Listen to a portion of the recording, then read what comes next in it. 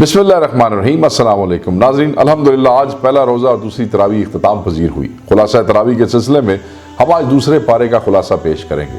दूसरा पारा सूरह बकरा की आयत नंबर 142 था आयत नंबर 152 पर मुश्तमिल है। दूसरे पारे का आगाज़ भी इस बयान से है कि अब मुसलमानों का किबला तब्दील किया जा रहा है और हर धर्म और मुनाफिक इस पर एतराज़ करेंगे। हिजरत मदीना के बाद इब्तदा में 16-17 माह तक बैतुल मक़दिस की जानिब रुख करके नमाज पढ़ी गई। फिर एक दिन ज़ुहर की नमाज में रसूल करीम सल्लल्लाहु अलैहि वसल्लम की ख्वाहिश पर अल्लाह ताला ने बैतुल मक़दिस की बजाय बैतुल्लाह को किबला बनाने का हुक्म नाजिल फरमाया और इस तब्दीली की हिकमत भी अल्लाह ताला ने खुद बयान फरमा दी। चुनांचे कुरान में है, पहले जिस तरफ आप रुख करते थे इसको तो हमने सिर्फ ये देखने के लिए किबला मुकर्रर किया था कि कौन रसूल की पैरवी करता है और कौन उल्टा फिर जाता है। ये मामला था तो बड़ा सख्त, मगर उन लोगों के लिए कुछ भी सख्त ना साबित हुआ जो अल्लाह की हिदायत से फैज़याब थे। यह भी फरमाया, ये तुम्हारे मुंह का बार बार आसमान की तरफ उठना हम देख रहे हैं, लो हम उसी किबले की तरफ तुम्हें फेर देते हैं जिसे तुम पसंद करते हो। मस्जिद हराम की तरफ रुख फेर दो अब जहां कहीं तुम हो। मजीद फरमाया, मुसलमान जहां कहीं भी हो उसे नमाज के वक्त अपना रुख मस्जिद हराम की जानिब फेर देना चाहिए और उस पर अहले किताब से कोई सौदेबाजी या मुफाहमत नहीं हो सकती।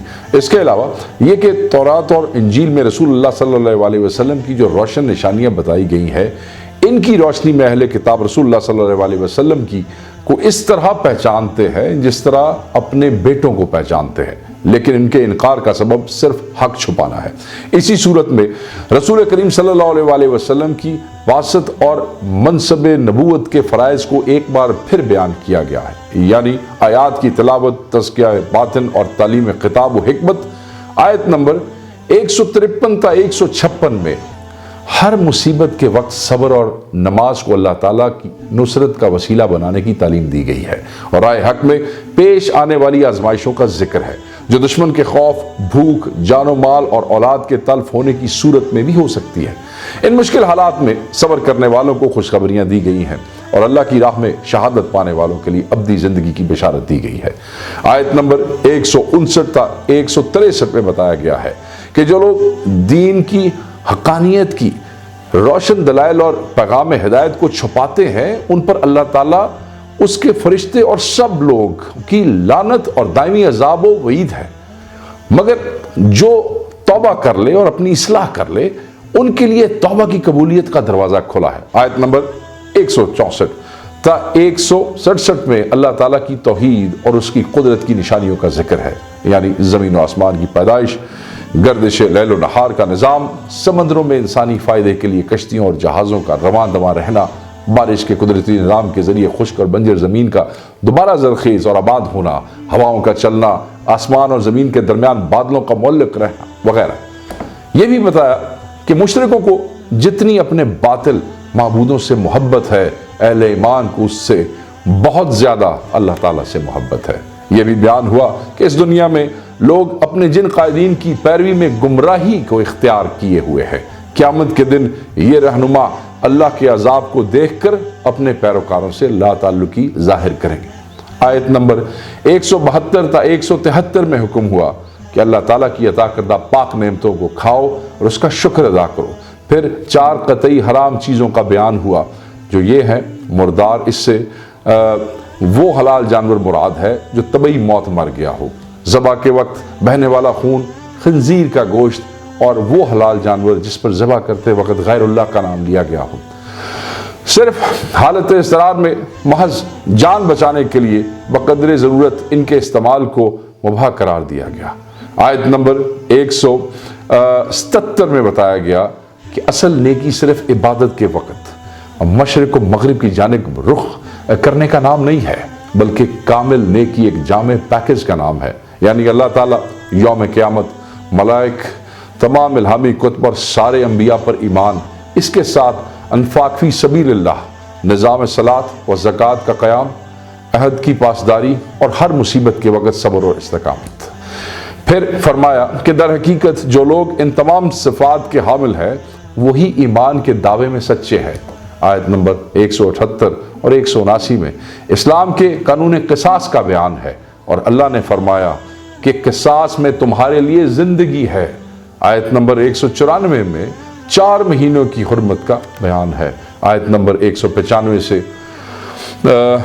203 तक हज और उम्रे और हज के बाज़ मसाइल का बयान है। आयत नंबर 207 और 208 में बताया गया कि हकीकत ईमान अल्लाह ताला के साथ अपनी जान का सौदा है और इस्लाम बाज़ चीज़ों को कबूल करने और बाज़ को रद्द करने का नाम नहीं है, बल्कि इस्लाम की हकीकत यह है कि अल्लाह ताला और उसके रसूल करीम सल्लल्लाहु अलैहि वसल्लम के तमाम अहकाम को मनोअन कबूल किया जाए। ये नहीं हो सकता कि बाज़ बातें आपको पसंद हो, उन्हें तो आप कबूल कर लें, और जो बातें आपको पसंद ना हो उन्हें आप रद्द कर दें। यानी इस्लाम पिक एंड चूज का नाम नहीं है। आयत नंबर 213 में बताया गया है कि तमाम लोग असल के एतबार से एक थे, फिर अल्लाह ताला ने निज़ाम रिसालत कायम फरमाया, हर दौर के लोगों के लिए किताब हिदायत नाजिल की। उसके बाद इंसानियत 2 गिरोहों में बट गई, एक अहले हक यानी अंबिया के पैरोकार और दूसरे अहले बातिल यानी ख्वाहिशात नफ्स और शैतान के पैरोकार। आयत नंबर 214 में ये बताया गया कि जन्नत का हकदार बनने के लिए महज दावा ईमान काफ़ी नहीं है, बल्कि उसके लिए राय हक में मुश्किलात का इस्तकामत के साथ मुकाबला करना है, जैसा कि अंबिया कराम और इनके सच्चे पैरोकारों की रोशन मिसालें हमारे सामने मौजूद हैं। आयत नंबर 215 में अनफाक फी सबिलिल्लाह के मसारिफ का बयान है, और अगर आयत नंबर 219 को इससे मिलाकर समझा जाए तो इस अमर का बयान है कि जो माल तुम्हारी ज़रूरत से ज़्यादा हो इसे अल्लाह की राह में खर्च करो। इसी आयत में शराब और जुए की हुर्मत का इब्तदाई बयान है कि उनके मुनाफे के मुकाबले में उनका गुनाह बहुत बड़ा है। जी हाँ, आयत नंबर 216 में जिहाद की फर्जियत का बयान है। आयत नंबर 221 में मुशरिक औरतों से निकाह की ममानियत का बयान है, और आयत नंबर 222 में इस अमर का बयान है कि अयाम मखसूस में औरत से मुबाशरत मना है। आयत नंबर 224 और 225 में इस अमर का बयान है कि अगर किसी ने ऐसी कसम खा ली है जिस पर कायम रहना शरीयत की रूह से नापसंदीदा है तो चाहिए कि इसे तोड़ दे और कुफारा अदा करे। चुनांचे फरमाया, और तुम नेकी, तकवा और लोगों की खैर खाही से बचने के लिए अल्लाह के नाम की कस्में खाने को बहाना ना बनाओ। आयत नंबर 226 और 227 में ईला का बयान है। ईला यह है कि कोई शख्स अपनी बीवी को यह कहे कि अल्लाह की कसम मैं 4 माह तक या हमेशा के लिए तुम्हारे साथ इज़्दवाजी ताल्लुक कायम नहीं करूंगा।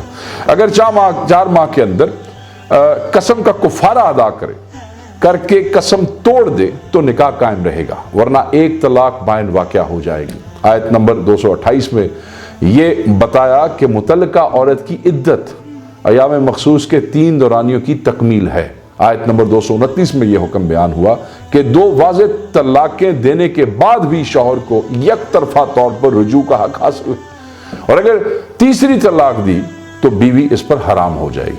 आयत नंबर 231 और 232 में यह बयान हुआ कि औरत को तलाक रजई देने के बाद अगर खुश दिली से और हुस्न सलूक के साथ अपने निकाह में रखने का इरादा हो तो इद्दत ख़त्म होने से पहले रुजू कर लो, और अगर इसे हुस्न सलूक के साथ निकाह में रखने का इरादा ना हो तो महज नुकसान पहुंचाने और अजियत देने के लिए इससे रजू न करो। आयत नंबर 233 में इस अमर का बयान है कि रज़ात यानी बच्चे को दूध पिलाने की कामिल मुद्दत 2 साल है। अगर 2 साल से कम मुद्दत में माँ का दूध छुड़ाने से बच्चे की ज़िंदगी को कोई ख़तरा ना हो या दूसरी ग़िज़ाओं से इसकी ज़रूरत पूरी हो सकती हो तो इस मुद्दत की तकमील इस सूरत में मुस्तहब है। अगर खुदा न खास्ता शीरख्वार बच्चे की माँ को तलाक हो जाए तो दूध पिलाना फिर भी माँ की जिम्मेदारी है, और दस्तूर के मुताबिक इसके ज़रूरी अखराजात बच्चे के बाप के ज़िम्मे होंगे। दूसरे पारे के आखिर में बनी इसराइल के मुतालबे पर तालूत को बादशाहत अता किए जाने का जिक्र है। इस पर मुखालिफिन के एतराज़ात के जवाब में बताया गया कि इनकी اہلیت کا مدار جسمانی قوت اور علم ہے اور بادشاہت اللہ کی عطا سے ملتی ہے۔ پھر شموئیل علیہ السلام نے طالوت کی بادشاہت کی نشانی کے طور پر اپنی قوم کو بتایا کہ تمہارے پاس ایک تابوت آئے گا جسے فرشتے اٹھائے ہوئے ہوں گے، جو تمہارے لیے تمہارے رب کی جانب سے باعث طمانینت ہوگا، اور اس میں آل موسیٰ اور آل ہارون کے تبرکات ہوں گے۔ پھر طالوت کے ساتھ لڑنے والے لشکر کو ایک آزمائش سے گزارا گیا اور کم لوگ اس آزمائش پر پورا اترے۔ اللہ تعالیٰ نے یہ بھی بتایا کہ اہل ایمان کی قلیل جماعت دشمن کی کثیر جماعت پر غالب آ جاتی ہے۔ پھر جب جالوت اور اس کے لشکر کے مقابلہ ہوا تو اہل حق اور اصحاب طالوت نے یہ دعا پڑھی: اے ہمارے رب، ہم پر صبر کا فضل کر، ہمارے قدم جما دے اور اس کافر گروہ پر ہمیں فتح نصیب کر۔ پھر حضرت داؤد علیہ السلام نے جالوت کو قتل کیا، جالوت کے لشکر کو شکست ہوئی اور اللہ تعالیٰ نے داؤد علیہ السلام کو سلطنت اور حکمت عطا فرمائی۔ اللہ تعالیٰ نے یہ بھی فرمایا کہ وہ مفسدین کے شر کو اگر نیک لوگوں کے ذریعے دفع نہ فرمائے تو زمین میں فساد برپا ہو جائے۔ ناظرین، اسی کے ساتھ دوسرے پارے کا خلاصہ مکمل ہوا۔ اپنے میزبان شیخ وقاص اکرم کو اجازت دیجیے، تیسرے پارے کے خلاصے کے ساتھ انشاءاللہ کل پھر ملاقات ہوگی۔ اللہ حافظ۔